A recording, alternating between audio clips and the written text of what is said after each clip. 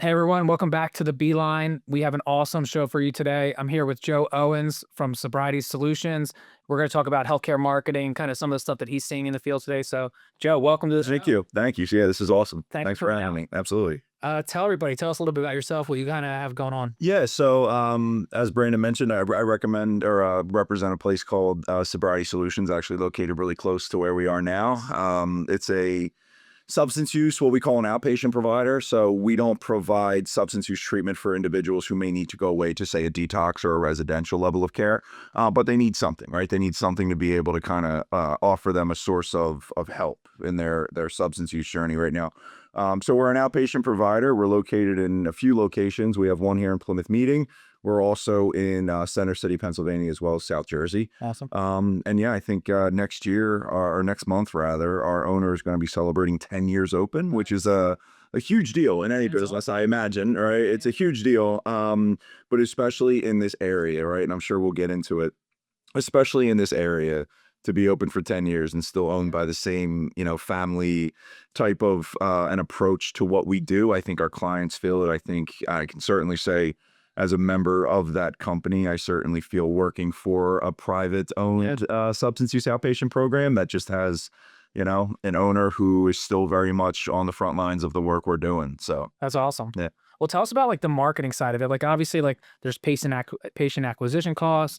You said it's a crowded space, so Yeah. 10 years in business is Yeah. important. Like kind of tell us about that. Like how are you guys acquiring patients today? Like what do you see as valuable from a marketing standpoint Yeah. and what you're doing today? Yeah, so a lot of the marketing behind substance use treatment is still very much the way that it originated, I imagine, in the very beginning, which is a very business to business friendly model, right? We have, especially after 10 years, we have our preferred partners that we work with who we refer to, they refer to us. And there's always going to be that aspect of it, which when you have 10 years in business like we do, we have a list of providers, not only whom we've thoroughly vetted, but we've been working together for a long time. There's already that trust and rapport, which you need, right? Because at the end of the day, we're talking about human beings, right? Sure. We're not talking about, insurance policies or eligible versus non-eligible. Like we are very much talking about human beings. And that's always going to be at the foundation of what we do and the decisions that we make.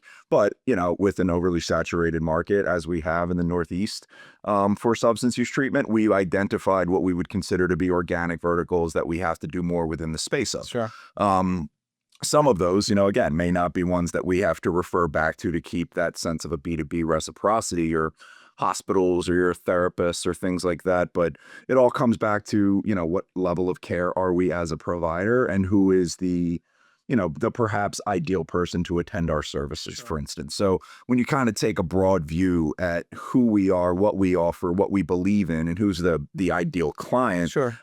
it very much shapes the strategies and the tactics that we do within marketing. And you talk a lot about like trust, right? Like obviously from a B2B standpoint, trust and Sure. referrals are important. Mhm. Like talk to us from a healthcare standpoint, like how do you build that trust? And then like what does that look like? Is it patient reviews? Mhm. Is it testimonials? Like in the world of AI now, which we'll get into in a couple minutes, is like that trust factor is so important. Sure. How do you guys build like not necessarily sobriety solutions, but Yeah. from an industry standpoint, how's that built? No, it's valid. It's a great question, because even I, like, knowing the inside and the reputations, I can be on two websites simultaneously and know the background information about one of them as opposed to the other. And I do not know or expect the consumer to know what I know, right? But looking at the websites, looking at the face, we all know ultimately what to say to make us stand out. So I think time in is one of the most, distinguishable aspects of a place's reputation. But then I think it is going back to the client testimonials, right? Having the people who actually take the time to write a review on Google about their experiences in a program. I'm also one who says, especially the longer you've been in business, as much as we'd all love to have little to no one-star reviews, that's not realistic, Yeah. right? Like, I argue that, sometimes those one stars, it offers a program an opportunity to take a broad view at themselves and to take a little bit of an introspective view of, okay, did this person have an experience? Because it's valid that Sure. they did, but what can we do to control it, right? So, And it's almost good because you want like in one aspect, you want to see businesses that, not everyone's perfect, right. right? So like if they're 5,000 5-star reviews, it's like, come on, they did Come on. there's gotta be something Exactly. that we're missing. Even to the average person who doesn't understand that you can, like, buy those types of reviews, it's like it's going to erase suspicion for anyone, especially especially with treating individuals like us. I say it all the time. Like, we are a drug and alcohol provider who's in the business of providing services to people who have substance use disorders, be they drug addictions or alcohol addictions, and we're in the business of keeping them from using drugs and alcohol. It's a hell of a business. Sure. Try it, right? So when you take that and factor that into consideration, that very well may explain some of those poor reviews, one-star reviews. And I always want to validate that for the person, but we also realize that we're not going to take a tremendous investment into a one-star review for a young man or woman who's just, had a negative experience because they weren't going to allow themselves to have anything Sure. else.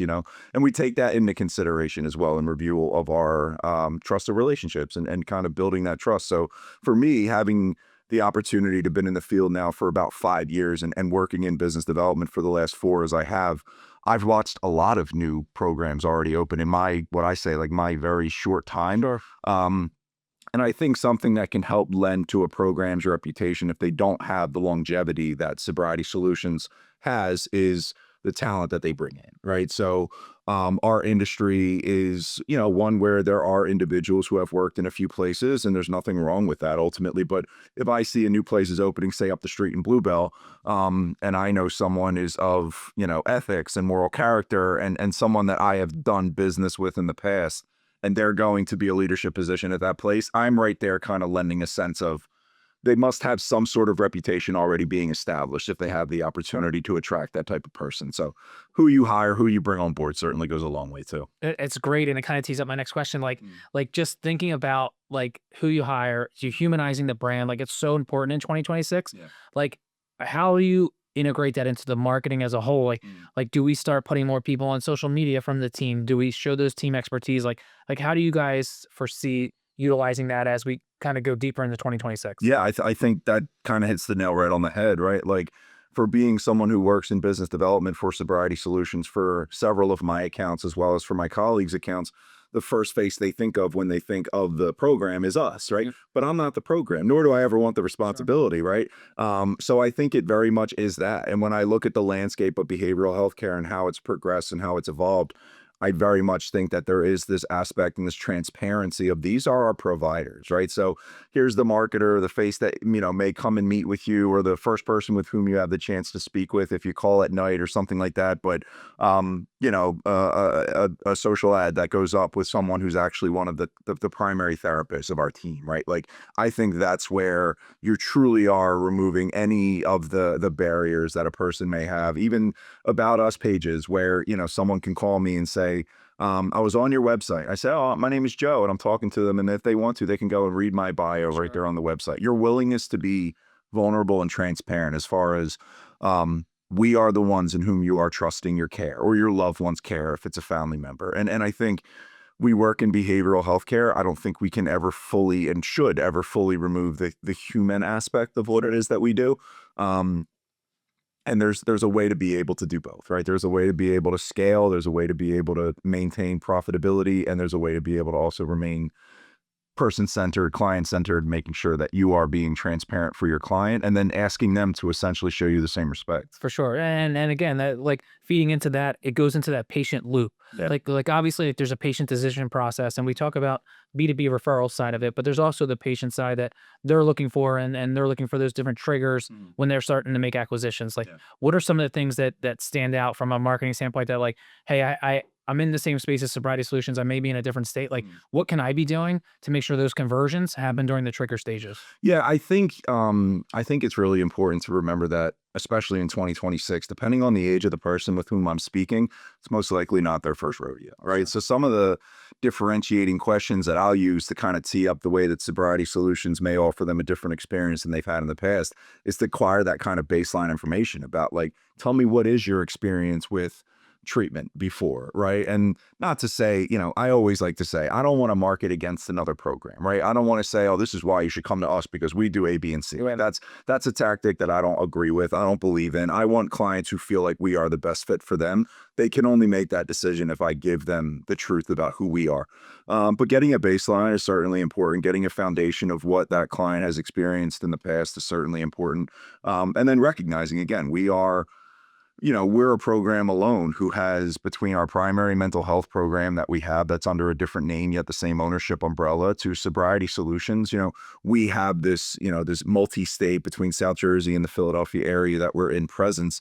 And the markets kind of vary even in a short distance. Like I can drive to our New Jersey office in less than an hour, but the actual marketing landscape of that sub-market, if you will, is completely different than what we have to deal with here from a payer mix perspective to, the actual client acquisition piece of it. We do it the same, right? Sure. We do it, kind of consistently across the board. Well, But and tell us about that a little bit more. Like, yeah. like I'm listening in, right? I'm in this behavioral health space. Mhm. Like, how important is consistency for you? I mean, like, you guys have multiple locations. Mhm. You're saying that you're keeping it consistent from a messaging standpoint, which is so crucial or Yeah. key. Tell us about that. Like, how's important is I think it starts at the top, and this is where I give credit to our owner. Like, I think in the 10 years that he's been open, he has learned, he would say he has learned a lot of lessons, right? Good, bad, and indifferent, et cetera. And I think what he learned is that as he has seen providers kind of come and go throughout all of this, what is the one thing that has maintained Sobriety Solutions and then subsequently our parent company and all of the other ventures that Justin has launched is very much the idea of consistency, very much the idea of what you see is what you get. And I think this is why I love getting to be where I am, because I'm a very outspoken person on LinkedIn as far as my own personal branding. And as far as, for having been someone who has been, we'll say treated with the lesser respect or lack of respect that I feel like I should have when I was a patient myself once upon a time. I very much take a deep investment into making sure that we're showing up transparently for people. And I know Justin and the team, the entire leadership team, that's exactly what they kind of found. Everything that we do is based around it. Really is based around identifying what is in the best interest of the client. And as long as we maintain to that core messaging from a marketing perspective, it's felt, it's experienced, and that's the beauty that I get to have as someone who is more or less on the front lines in the business development and the operations aspect is, it just happened earlier this afternoon. I was, in our office and I saw a client come down the stairs who I have not physically seen in several months, but who I remember speaking to several months ago. And just to think like from where they were then to where I see them now, the transition that has just seemed to have taken place is all goes back to the reason why we do this in the first place. that's awesome. And that's great stories. I'm sure you can continue Oh, to sure. tell year over year, Yeah. especially over the last 10 years you've Yeah, been in business. absolutely. Last area I want to talk to about is AI is infecting Yeah. or affecting, Yeah. right? Each industry, each business, and each person differently. Like Mhm. how are you taking on AI? How are you using AI? Yeah. Like what are some of the ways that you're integrating into your business? Well, we're trusting you guys, right? We're trusting the team here at B Marketing that we work with. And another thing is that we, from the behavioral health perspective, right? And there's always been like the WebMDs, the things where people ultimately run to when they feel any sort of an affliction or things like that. So we're taking into consideration the aspects that people are going to AI sources, ChatGPT, Copilot, whatever it is, and they're looking for answers, right, to questions that I would hope they would not fully entrust AI. But, rather than try to fight the trend, right, or rather try to, swim against the current, if you will, in that sense, it's more like, how can we use it to kind of provide ourselves as a resource to them? And, I'm someone who feels that, especially within the behavioral healthcare space, AI has its place. AI most certainly does have has its place. However, I am excited to see of certain states that have moved forward with passing legislation that says AI cannot present itself or pass itself off as a licensed professional. Sure. Cannot emphasize on the importance of that enough. But, without getting into details, it wasn't too long ago. I was sitting in my office and there was a person I was meeting with who was a potential client. And this, this gentleman had about 4 or 5 printout pages from ChatGPT and told me what it was he was experiencing, how he is best to be treated, what medications at what dosages he needs to be on, and just seemed to kind of lay these out just over the course of the table that we were sitting at. And he wouldn't have known it, but in my head, I'm just like, this is a thing. This is a Yeah. thing, and it was at that moment where, take away the marketing even aspect of it, was at that moment where it was like, all right, we are going to be seeing more and more of this. Absolutely.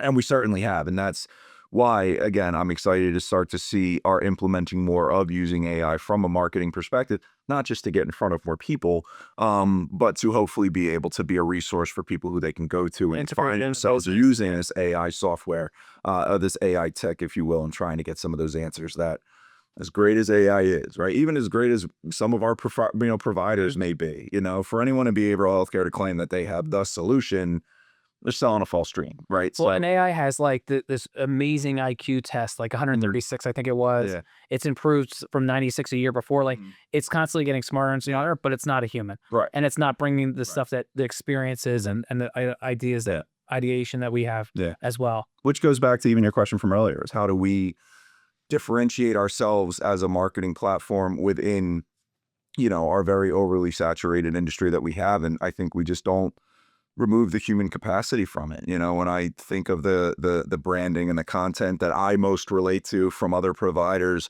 that I see or follow or do anything with as far as relationships and businesses, the ones that are posting the testimonials from clients who've had good experiences, or the ones that are taking you on a tour through their building and then sitting down with their clinical director for him to be able to tell, or her to be able to tell you directly what their belief is as far as clinical modalities. Like, these are the ways that I appreciate it as a colleague in the field. I can only imagine how much that mother who's looking for answers for their daughter or son who's unfortunately maybe coming against seemingly barrier to barrier of these struggles that they're having. I think it goes back to, you're entrusting your loved one into Sobriety Solutions care, right? And that's not a decision that we take lightly. We realize that there's no shortage of places for people to Sure, send their loved ones. So when they're doing that, we want to again show them that authenticity and that transparency about how it is that we do things. that's cool. Yeah.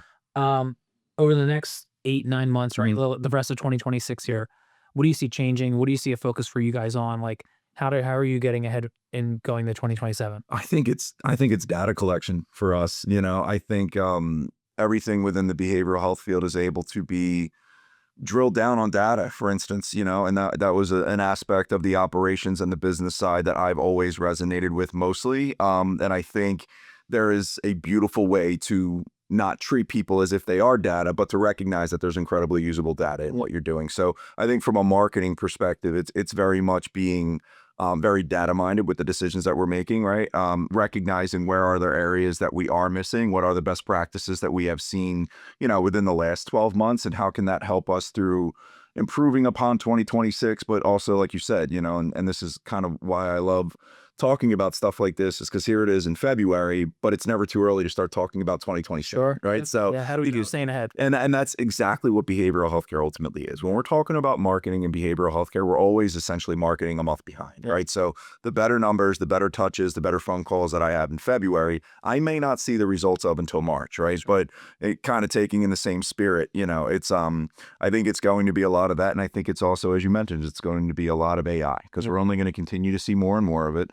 And again, rather than try to fight it, especially from the marketing side, instead of trying to fight it or, argue with those who want to run to it in order for a resource, it's how can we use it as a supplement to what we're already doing? Sure. Yeah. That's awesome. All right. Cool. Yeah. Anything I didn't ask? No, I don't think so. This was awesome. Thanks again Very for cool. having me Yeah, out. yeah, definitely. Everyone, Joe Owens, Sobriety Solutions. Thank you. Appreciate having you out here. Appreciate it, Thank man. you. Absolutely. Thank you. All right.